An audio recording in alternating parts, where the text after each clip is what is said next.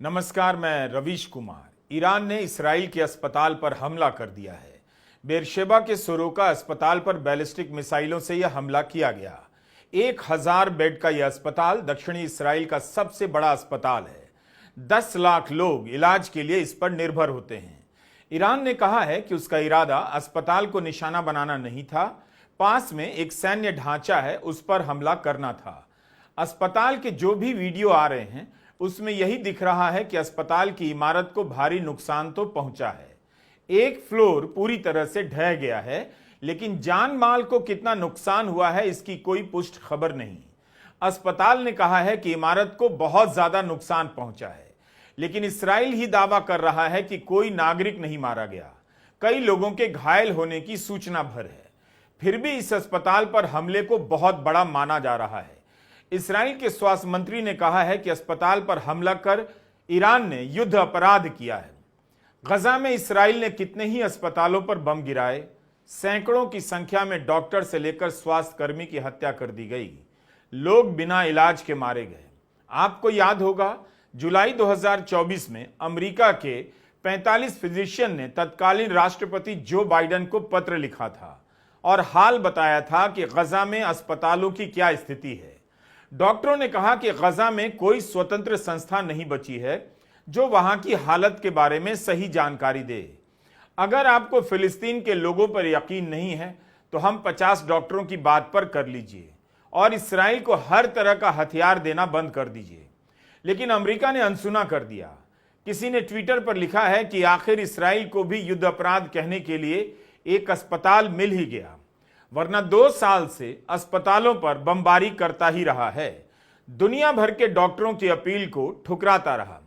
जब इसराइल ने गजा में अस्पतालों पर बम गिराया था तब किसी को यकीन नहीं हुआ, लेकिन एक एक कर इसराइल ने गजा के सारे अस्पताल खत्म कर दिए। जो इसराइल अस्पताल पर हमले की बात से भड़ककर खामेनेई की हत्या की बात कर रहा है, उसने आज ही 19 जून को गजा में एक स्वास्थ्य इकाई के पास रह रहे विस्थापित लोगों के टेंट पर हमले किए हैं।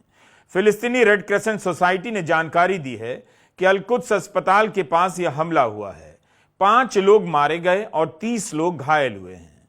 ईरान के प्रेस टीवी ने वीडियो जारी किया है कि तेहरान के रेड क्रेसेंट फैसिलिटी पर हमला किया गया है। किसी भी युद्ध में किसी भी अस्पताल को टारगेट नहीं करना चाहिए, ईरान को भी नहीं करना चाहिए, लेकिन इसराइल अस्पताल पर टारगेट करने को युद्ध अपराध कहे, इसका मतलब है कि इसराइल केवल ईरान नहीं बल्कि डिक्शनरी पर भी कब्जा कर लेना चाहता है, ताकि ए से लेकर जेड तक के सारे शब्दों के मतलब अपने हिसाब से बदल सके।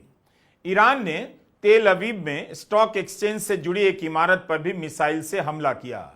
इमारत को भारी नुकसान पहुंचा है। अभी तक खबरों के मुताबिक ईरान 14 राउंड की मिसाइलें दाग चुका है। जिस तरह से ईरान मिसाइलें दाग रहा है उससे यह साफ है कि अपनी मिसाइलों की क्षमता पर बहुत भरोसा है। उसके पास मिसाइलों की कोई कमी नहीं और इसराइल के आयरन डोम को वह भेद कर दिखा देता है। आज भी ईरान ने इसराइल के कई शहरों में मिसाइलें दागी हैं। तेल अवीव समेत 2 और जिलों में कुल 6 जगहों पर मिसाइलों का हमला हुआ है। ईरान ने कहा कि उसने इसराइल पर अत्यधिक भारी लंबी दूरी तक मार करने वाली मिसाइलें दागी हैं। इसराइल ने ईरान के कई हिस्सों में जवाबी हमले किए हैं, जिनमें तेहरान स्थित पुलिस मुख्यालय भवन भी शामिल है। इसराइल से नुकसान के कुछ वीडियो आ जाते हैं, लेकिन ठीक ठीक जानकारी नहीं मिलती, नुकसान का अंदाजा नहीं मिलता। ईरान की तरफ से ज्यादा लोगों के मारे जाने की खबरें आ रही हैं। कई जगहों पर इसराइल के हमले में 585 से अधिक ईरानी नागरिकों के मारे जाने की खबरें छपी हैं। दूसरी तरफ 19 जून की ही खबर है कि इसराइल ने ईरान के अराक स्थित हेवी वाटर प्लांट परमाणु रिएक्टर पर हमला किया है। यह ईरान की न्यूक्लियर फैसिलिटी से जुड़ा एक ढांचा है जो परमाणु मशीनों को ठंडा रखने के लिए इस्तेमाल होता है। तेहरान से 250 किलोमीटर दूर इस ढांचे पर हमला हुआ है। किसी आम नागरिक के हताहत होने की कोई खबर नहीं। इसराइल की सेना ने कहा है कि उसने रिएक्टर के उस हिस्से को निशाना बनाया जिसका इस्तेमाल प्लूटोनियम के उत्पादन में होता है। ईरान ने कहा है कि प्लांट के पास के इलाके में 2 बम गिरे हैं, रेडिएशन का कोई खतरा नहीं। इस प्लांट को क्या नुकसान पहुंचा है, इसकी ठीक ठीक जानकारी नहीं मिल रही। खबर यह भी है कि अमेरिका इस बहस में उलझ गया है कि ईरान के फोर्डो में बम गिराने से सफलता मिलेगी या नहीं। फोर्डो की पहाड़ी के बहुत नीचे यूरेनियम संवर्धन की व्यवस्था बनाई गई है। फोर्डो में हमला करने को लेकर ट्रंप भी बहुत आश्वस्त नहीं बताए जा रहे। यही कारण है कि ट्रंप ने ईरान पर हमले को मंजूरी दी है मगर अंतिम निर्णय नहीं लिया है। इस तरह की खबरें छप रही हैं। ट्रंप का एक और बयान आया है कि कोई नहीं जानता सिवाय उनके कि वे क्या करने वाले हैं। ब्लूमबर्ग की रिपोर्ट है सूत्रों के हवाले से कि वरिष्ठ अमेरिकी अधिकारी आने वाले दिनों में ईरान पर हमले की संभावना के लिए तैयारी कर रहे हैं। साथ ही कुछ संघीय एजेंसियों के प्रमुख भी हमले के लिए तैयार हो रहे हैं। लेकिन हमला कब होगा कोई नहीं जानता, तारीख और समय तो कोई नहीं बताएगा। लेकिन तमाम आलोचनाओं के बीच इंतजार हो रहा है कि ट्रंप आखिर क्या करते हैं। क्या ईरान पर हमला करने अमेरिकी सेना को भेजेंगे? रॉयटर्स ने खबर दी है कि ट्रंप ने कहा है कि वे इस्राएल से अमेरिकी नागरिकों की निकासी को लेकर बैठक करने जा रहे हैं। उन्होंने कहा है कि ईरानी अधिकारी डील के लिए व्हाइट हाउस आने वाले हैं। ईरान ने तुरंत ही इसका खंडन किया और कहा कि इसमें कोई सच्चाई नहीं। ट्रंप अभी भी दोहरा रहे हैं कि ईरान कुछ ही दिनों में परमाणु बम बना लेगा। लेकिन गार्डियन ने लिखा है कि अमेरिकी खुफिया एजेंसियों और विशेषज्ञों ने कहा है कि ईरान परमाणु हथियार विकसित करने के प्रयास में नहीं है। एसोसिएटेड प्रेस ने लिखा है कि अमेरिका स्थित निष्पक्ष संगठन आर्म्स कंट्रोल एसोसिएशन के 3 शीर्ष अधिकारियों ने अमेरिका से युद्ध के बजाय परमाणु अप्रसार के लिए कूटनीति अपनाने का आह्वान किया है। इन अधिकारियों ने यह भी कहा है कि सैन्य हमले ईरान के परमाणु ज्ञान को खत्म नहीं कर सकते, बल्कि इससे ईरान परमाणु अप्रसार संधि एनपीटी से हटने के लिए मजबूर हो सकता है। इस्राएल के पूर्व प्रधानमंत्री एहुद बराक ने कहा है कि ईरान के परमाणु ठिकानों को नष्ट करना गलत होगा। ईरान के साथ युद्ध का कोई औचित्य नजर नहीं आता। बिना सत्ता परिवर्तन के परमाणु ठिकानों को नष्ट नहीं किया जा सकता। अमेरिका ईरान के साथ युद्ध में नहीं उतरना चाहता क्योंकि अमेरिका ने कभी कोई युद्ध नहीं जीता। एहुद बराक गिनाते हैं कि कोरिया, वियतनाम, इराक और अफगानिस्तान कहीं नहीं जीता है। इसलिए अमेरिका को ईरान के साथ बातचीत करनी चाहिए। उधर इस्राएल के प्रधानमंत्री बेन्यामिन नेतन्याहू को मानना पड़ गया कि ईरान के हमले से काफी नुकसान हुआ है। सवाल है कि इस्राएल के भीतर कितना नुकसान हुआ है, इसकी सही जानकारी क्यों नहीं है? क्यों पश्चिमी मीडिया को भी सेंसर किया जा रहा है? क्यों हाइफा बंदरगाह को कितना नुकसान पहुंचा है, उसकी कोई वास्तविक खबर नहीं आ रही। अल जजीरा पहले से ही इस्राएल में बैन है, बल्कि अब तो यह भी अपील की जा रही है कि अगर कोई अल जजीरा देखता हुआ पाया गया तो उसकी सूचना पुलिस को दें।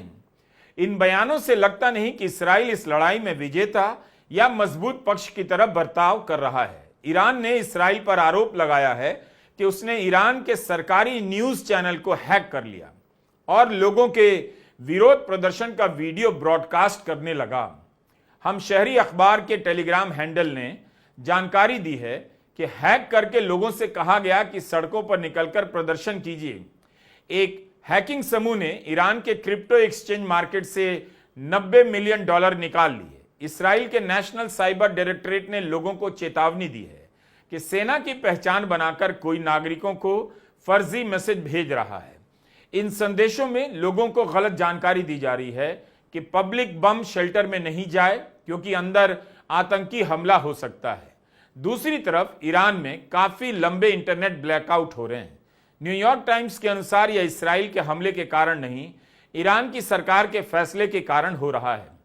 ईरान की तस्नीम न्यूज एजेंसी ने कहा है कि यह फैसला लिया जा रहा है कि ईरान के लोग दुनिया के इंटरनेट से अलग अपने आंतरिक इंटरनेट के माध्यम से ही संचार करें और सरकार द्वारा मंजूर प्लेटफॉर्म पर ही बातचीत करें। इसके 2 कारण बताए जा रहे हैं। एक तो यह कि इस्राएल द्वारा किए जा रहे नुकसान की खबर को बाहर जाने से रोका जा सके, और दूसरा यह कि इस्राएल द्वारा किसी प्रकार का साइबर हमला ना हो। सरकारी मीडिया लोगों से व्हाट्सएप डिलीट करने को कह रहा है। दूसरी तरफ इस्राएल की ओर से खामेनेई की हत्या को लेकर बयान तेज होते जा रहे हैं। क्षतिग्रस्त अस्पताल की साइट पर रक्षा मंत्री कैट्स ने कहा है कि खामेनेई आधुनिक हिटलर हैं, उन्हें जिंदा नहीं रहना चाहिए। खामेनेई को मारना युद्ध का बड़ा लक्ष्य है। ट्रंप ने ईरान से सरेंडर करने के लिए कहा, लेकिन ईरान के सुप्रीम लीडर ने साफ साफ कह दिया, ईरान के सरेंडर करने का सवाल ही नहीं, उनका देश कभी सरेंडर नहीं करेगा। खामेनेई ने कहा, हमारे ज़ायनिस्ट दुश्मन ने बहुत बड़ी गलती की है और गंभीर अपराध किया है, उसे इसकी सजा मिलनी चाहिए। उसके अमेरिकी दोस्त का इस सीन में दाखिल होना और ऐसी बातें कहना बता रहा है कि इस्राइल कमजोर और नाकाबिल है। एक टीवी संदेश में उन्होंने कहा है कि अमेरिका के राष्ट्रपति हमें धमकाते हैं, अपने बेहुदा बयानबाजियों से ये मांग करते हैं कि ईरान के लोग अमेरिका के सामने सरेंडर कर दें। उन्हें उन लोगों को धमकी देनी चाहिए जिन्हें धमकियों से डर लगता है। ईरान को ऐसी धमकियों से डर नहीं लगता है। ऐसा करना समझदारी नहीं है। ईरान को किसके सामने सरेंडर करना चाहिए? हम किसी के हमले के सामने सरेंडर नहीं करेंगे। हमारी यही दलील है, यही जज्बा है। अगर अमेरिका इस मामले में यानी युद्ध में शामिल होता है तो ये 100% उसके नुकसान की बात होगी। ईरान को जो नुकसान होगा उससे कहीं अधिक नुकसान अमेरिका को होगा। अगर अमेरिका सैन्य रूप से इस टकराव में शामिल होता है तो उसे अपूरणीय क्षति होगी। ईरान की इस चेतावनी के बाद ट्रंप के मैदान में नहीं आने का रास्ता बचता भी नहीं, लेकिन देखना होगा ट्रंप अपने आलोचकों की बात सुनते हैं या उन आरोपों को सही साबित कर देते हैं जिनमें कहा जा रहा है कि अमेरिका में इस्राइल की गुप्तचर एजेंसी मोसाद की गहरी पैठ है। अमेरिका वही करेगा जो इस्राइल चाहता है। रूस के राष्ट्रपति पुतिन का बयान आया है कि रूस ने ईरान में न्यूक्लियर प्लांट बनाने में मदद की है। आज भी दक्षिणोत्तर ईरान के बुशहर में जो प्लांट है वहां 200 रूसी नागरिक काम कर रहे हैं। जमीन के भीतर आज भी न्यूक्लियर फैसिलिटी काम कर रही है, पुतिन कहते हैं। इस्राइल ने रूसी नागरिकों की सुरक्षा की गारंटी दी है।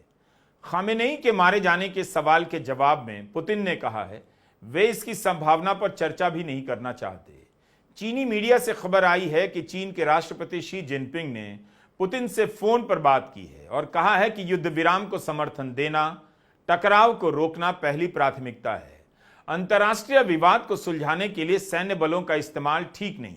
खबर यह भी आ रही है कि फ्रांस, ब्रिटेन और जर्मनी के विदेश मंत्री जिनीवा में ईरान के विदेश मंत्री से बातचीत के लिए मिल सकते हैं। ईरान ने इस बैठक की पुष्टि की है। कुल मिलाकर आप देखें तो पिछले 6 दिनों से ईरान को नुकसान तो हुआ है, लेकिन इस्राइल को भी कम नहीं। ईरान फिर भी जवाब दे रहा है, अकेला है। उसकी मिसाइलों की क्षमता का ठोस जवाब इस्राइल के पास नहीं है, ऐसा लगता है।